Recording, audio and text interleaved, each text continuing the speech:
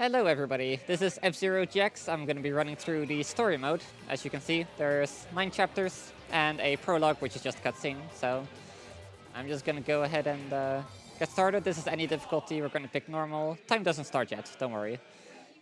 So you have these quirky little cutscenes.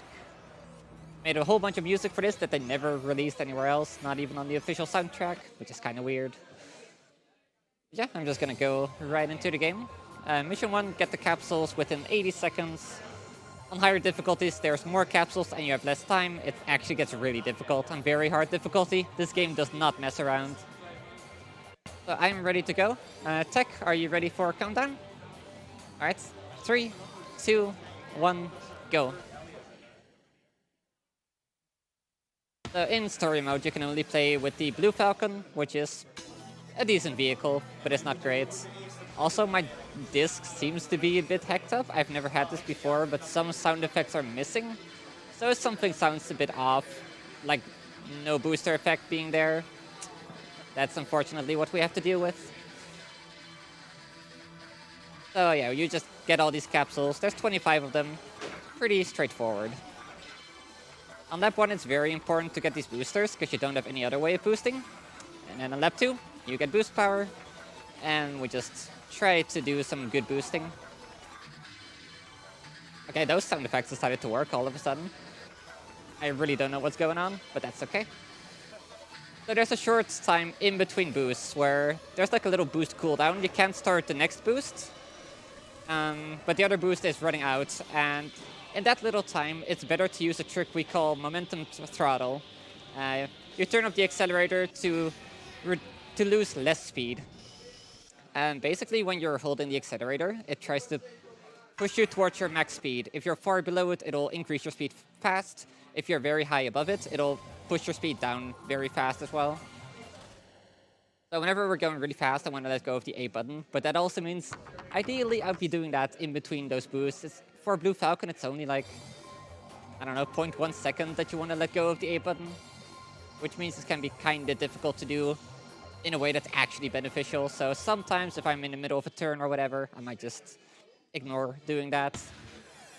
This chapter in particular is pretty crazy. It's really fun, but it has a very difficult trick called shift boosting, which involves you going off the track and then getting back on, and for some reason that gives you a speed boost. And with MT, momentum throttle, you can build up speed very fast. And we just have to outrace Goro, we have to get to the goal first. I'm gonna play it a little bit safe because I don't want to die. Might still die because I can't resist going for these shift boosts. Normally I would just spam them all over the place. This is actually me playing very conservatively and taking a lot of time to readjust my angle in between shift boosts. Normally I would just go for them over and over and then die. Normally this chapter would take you around like 1 minute and 20 seconds if you drive normally. So you can see it saves a lot of time. Road record is actually less than 30 seconds, which is kind of crazy. So after that craziness, we do something pretty normal. We just do a race. There's one pretty cool trick here as well, but for the most part, you're just trying to drive optimally. Actually, that's a lie. There's also jump plates, which are very useful. What you can do with jump plates is do a side attack dive. When you're in the air, you want to face down like immediately, and that'll make you start gaining speed. But you can gain even more speed by doing side attacks, which I'll show you in just a moment what they look like. It's this. So you see these little red balls? That's me doing side attacks. So you can actually abuse that during a dive to get more speed. Pretty cool. So we abuse that at like every jump plate. We can also take little shortcuts right there. The game has a checkpoint system. If you skip too many checkpoints in the air, the game will kill you when you try to land, so you have to be careful of that. It's especially relevant on this lap, which I'm gonna try to go for a neat little jump, which will be on the final dash plates. I just have to get my boosting right. I don't think this is a good boost pattern, but I'm gonna try. Nope. I missed the dash plate or the jump plate, which is kind of bad, but hey. I'll explain the other thing I do as well, which is like angling into the dash plate like this after this chapter. Right now I kind of want to focus on getting this trick at least once.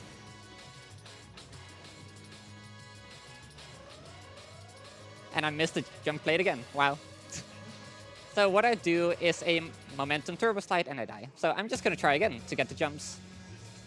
A momentum turbo slide is a combination of techniques. It's momentum throttle, letting go of the A button, which allows us to gain speed a lot faster because we're not being pushed back to our top speed. And doing that, we face to the side and we use our strafe. Like in this game, you can strafe left to right. By facing to the side, we can strafe straight forward, essentially, which allows us to go really fast. It's kind of glitchy. Like, you wouldn't think the strafe is that powerful, but for some reason, when you face to the side, it just shoots you forward. It's a very useful technique. Blue Falcon isn't actually great at it. There's vehicles that can do it like all the time and gain a lot of time by doing so. But Blue Falcon just loses too much speed trying to exit an MTS, which makes it hard to really use efficiently.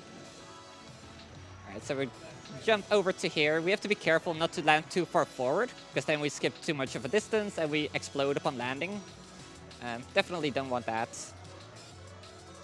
So I have to hit an invisible checkpoint just to make sure I don't skip too many.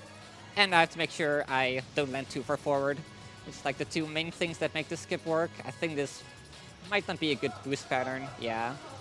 If you're boosting in the air, you just get a bit more airtime. It's very, very nice. That was an attempt at a momentum turbo rail slide. Another version of MTS. So normally when you do an MTS, the parts that makes it not worth it is having to exit it, because you lose a lot of speed when you do. However, when you just end the race with an MTS, you don't have to worry about that. So we just grind up against the rail, which doesn't slow us down. So we just get a perfect MTS, because you're just facing straight to the side, going forward. It's very good. In a couple of tracks, it's actually used in the middle of the track, because it has like a nice turn that allows you to exit it and not lose too much speed. But for the most part, you just see it at the end of the track.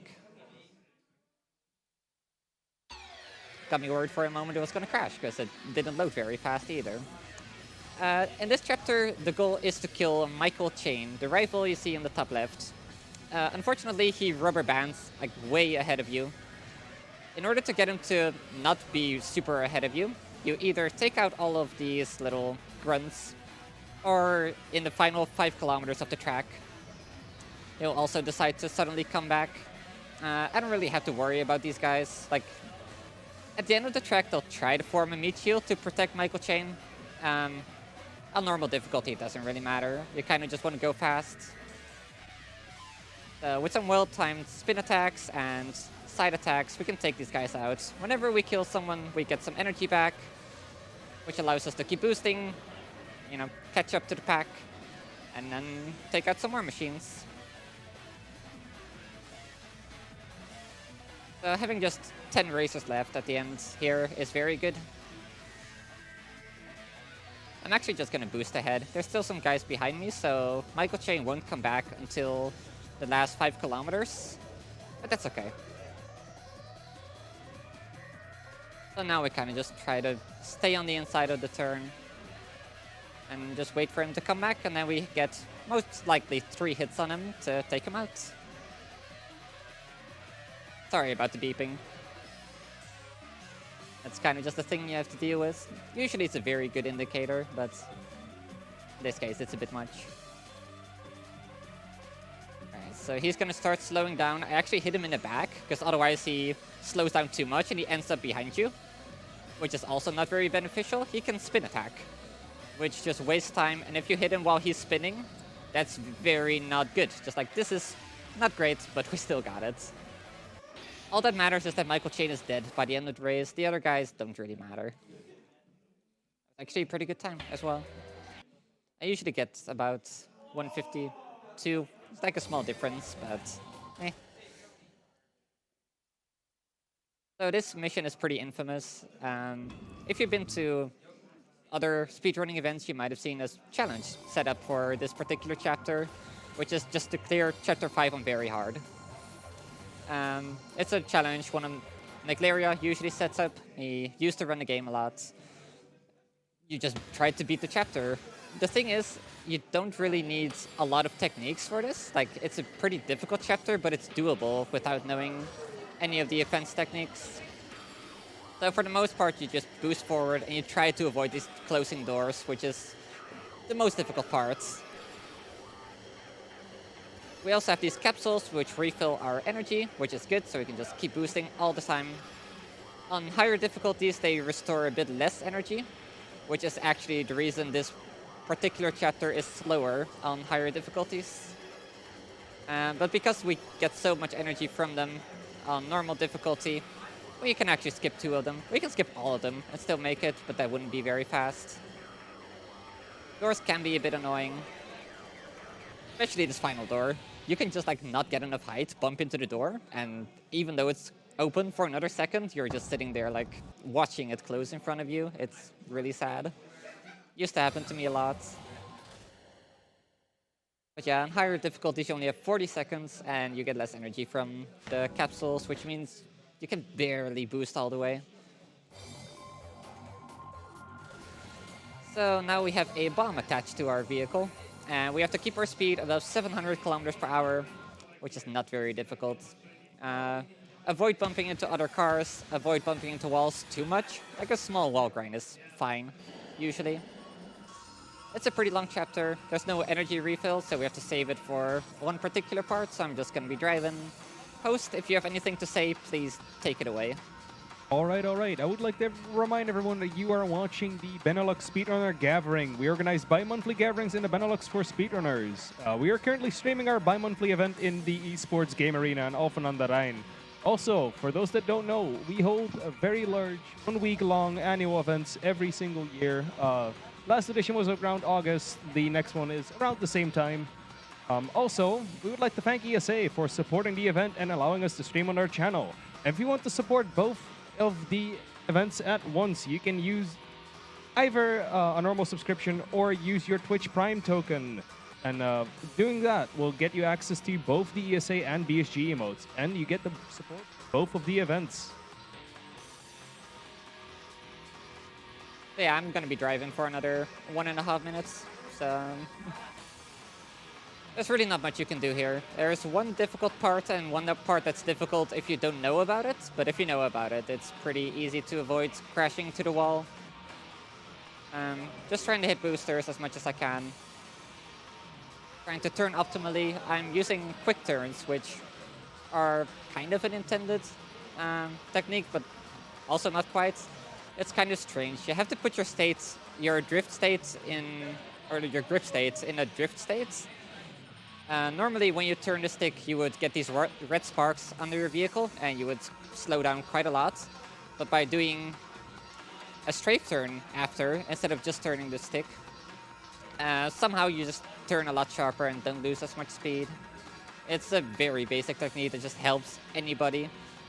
So the way I do it is like I slightly press the shoulder button opposite to the side I want to go, and then I just full press the shoulder button on the side that I do want to go and turn the stick that way too. So there's kind of a difficult turn. The other difficult part was actually the sin section that I went through. On very hard difficulty, it usually just happens to line up in a way that there's vehicles at that point, so you have very little space to pass them without bumping into them. Other than that, there's one blind turn that's coming up. It'll most likely get you the first time, but if you know about it, you just, do a turn to the right, bam, done. Easy. So from the most boring chapter to the most difficult one, it's a race against Black Bull and a bunch of other vehicles that don't really matter, because Black Bull is just buffed to heck, and it's actually very difficult to beat. It's not going to look too difficult because I'm using advanced techniques and I've been playing this game for 6 years. But a lot of people struggle. I still struggle on very hard difficulty. It's very hard. The way people usually do it is they take out Black Bull because it's by far the most dangerous opponent. But on normal difficulty, you don't really have to. So Black Bull always starts behind you and slightly to the right, but he passes you on the left at 0.6 seconds on normal difficulty, so you can just get a quick side attack in on him. He's almost dead. He might still die. On very hard difficulty, I would make very sure that he's dead before trying to move on. Looks like he recovered a little bit of health, so that's okay. We're just gonna have to outrace him. As you can see, there's no rails here, which means you have to be careful, but it also means you could do shift boosting, like I did on Chapter 2. I'm not gonna do it, though. On Chapter 2, you have this nice wall, where even if you drop a bit too low, by strafing back into the wall, you kind of get boosted back onto the track, which makes them a lot more forgiving. Here you don't have that. If you fall slightly below the track, you'll just clip into the side of the track and just keep falling. Another example of this would be in Chapter 9. I'm gonna try to do a couple shift boosts there, because I'm a bit more used to it, but here I generally don't want to risk it unless I'm going for PB attempts. Do we have time for a quick donation? Yes, go for it. We have a €5 donation from Fibat saying, "Hi Val, hi Sniper, have some euros." Hey, Fi. Hi Fi. So Fi is another runner of this game, and also of F-Zero AX, the arcade version of this game, which is very different, surprisingly. It has very different physics, which means different speed tech. It's a cool run. I would recommend you to look it up sometime. So right here we have some mines. We don't. All of them except for the first got blown up. You can actually abuse the mines to go faster. If you hit them head on, you can just have the explosion, have it explode behind you, boosting you forward, which sounds dangerous, but it's not really. It does a bunch of damage to your ship, which is why I didn't do it on lap 1, because I didn't want to start lap 2 with less boosting energy. But usually by the end I'll have some left over, and if they didn't destroy the mines I can use them, but that's unfortunately just dependent on the AI. Some of these chapters have more laps on the higher difficulties. Chapter 7 was one of them, this one as well. But another difference on this one is it has less mines on the track, which makes it easier, but it also makes it slower. It would be easier to do 3 laps on very hard difficulty, but you have to do 5 laps, unfortunately. So, in the end, normal difficulty is the fastest option. No mine hitting sound, that's kind of unfortunate. Oops. So right there you can lift off a bit, which you can abuse to get a shift boost, because you lift off for just a moment, then you land again. Somehow that gives you a shift boost. Unfortunately, I lifted off a bit too much. I got the shift boost, but I was going way too fast and too much to the right, so... Those rails are surprisingly not as high as they seem. Have to be kind of careful here. Didn't get the shift boost that time, but that's okay. There's also lava, which I didn't really comment on before. It does some damage to your vehicle, but on that one you don't really care. We just regen back to full, everything is good.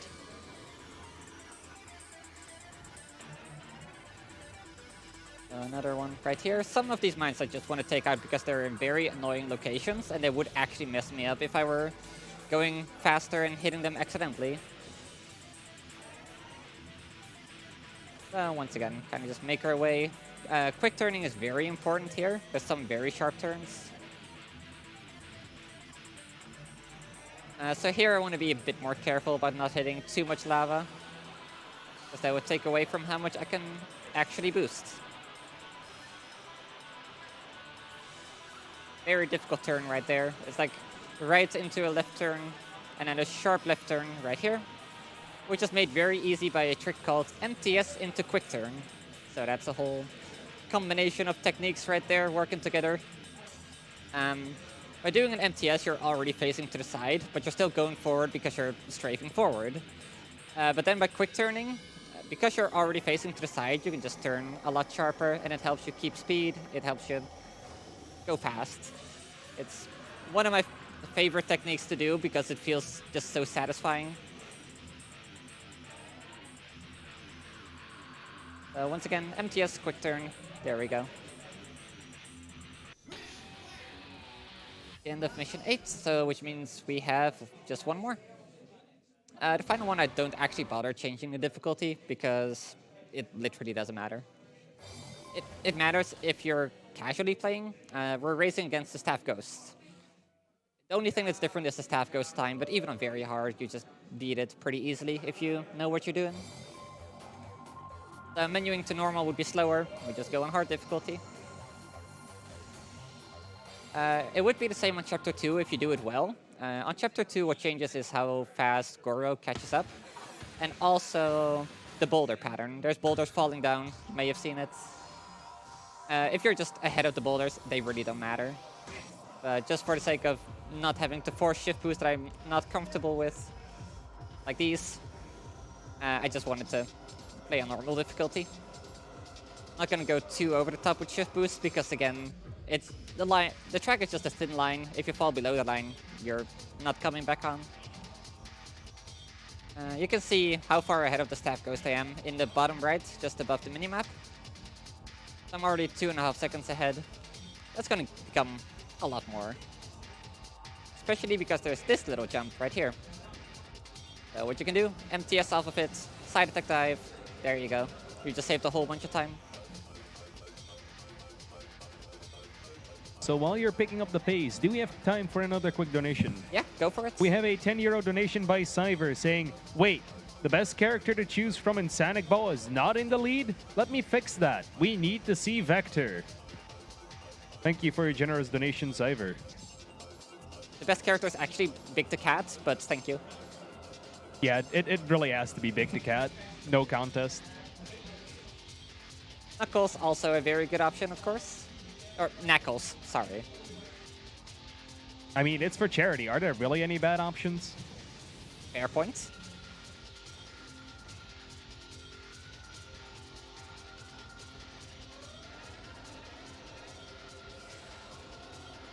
Actually using a very strange boosting pattern here, but it works.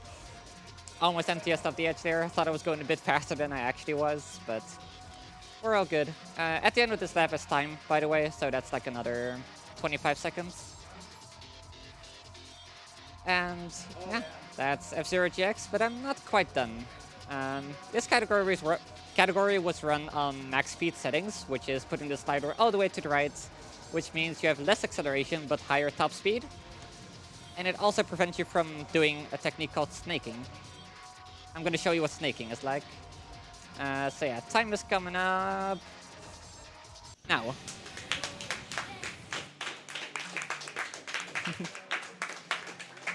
What was my time? I don't see it. You got a 22-minute and 19-second time. All right, that's definitely decent. underestimate. Or Zeta. So because we're a bit ahead of schedule, I'm gonna go ahead and show you guys snaking and space flying. I hope I have the right vehicles on this memory card. If not, I'll just quickly make them. Don't worry about that corrupted memory card. I just lost all my replays. Really sad. Okay, I don't have the snaking machine, but I have the space flying machine, which is also kind of snaking. So I'm gonna go to one specific track because it's very difficult, very easy to space fly on. So snaking is this thing where you kind of just like go left and hold L and right and hold R, and you just go back and forth, and you gain speed that way. This particular machine can also fly with it. Just don't worry about it. You just gain height while you're in the air, strafing and turning the same way. So we can abuse that. We can abuse the way the checkpoint system works to do this track in 20 seconds. This game is crazy. There's a reason we have separate categories for this. Normally this track takes like, I don't know, 2.5 minutes or like a bit more. So we hit a checkpoint there. Now we fly behind the finish line. Okay, we die on accident. I went a bit too far out. I'm gonna do this again, because there's also something really funny you can make happen if you get to time under 20 seconds. Really hope I can show you, otherwise I'll just tell you about it. There's a checkpoint right above that part of the track. God, I'm going so far out, it's unnecessary. So that's lap 1. I'm not gonna get sub 20 seconds, unfortunately. I forgot the optimal lines, but... Oh, that one is solid. I didn't know that. Some parts of the track are solid, some aren't. Where am I? I'm on a final lap. I didn't land, though, which is a bit of a problem. You have to land after every lap, because otherwise it doesn't start counting the next lap yet. So I don't know if I hit that checkpoint either. So I think we can just... Yeah. It's... it's a thing you can do. I kind of don't want to save this time, but I don't have much of a choice unless I reset my console, in which case I can't also show up snaking. What do you think, people on tech hosting and everything? Snaking is good. Snaking is good? Also, do we have time for another quick donation? Sure, I'll reset my console in the meantime. All right, so we have a €4 anonymous donation saying 200 euro hype. And with that, we actually did reach 200 euros. Good stuff, everyone. So the main reason that vehicle works for snaking is the booster. Booster determines a lot of the qualities of the machine. The body does as well, but I would say they're both very important. So there's one booster which is very good for snaking, which is the Thunderbolt V2. So let me just quickly put that on this vehicle, because it's basically the same, just a different booster. Yes, this game also has vehicle customization. Thunderbolt V2, let's go. So this turned the vehicle from a top-tier max speed machine into a top-tier snaking machine instead. I'm not very good at snaking, but I'm gonna try to show you anyway. I'm gonna go on the easiest track, the one that's like easiest to snake on. The very first track. Really shouldn't have plugged in my corrupted memory card, it's not really doing anything for me. I still have to replace the logo on this vehicle, I just realized. It's still the old BSG logo. Oops. But regardless. Actually unacceptable.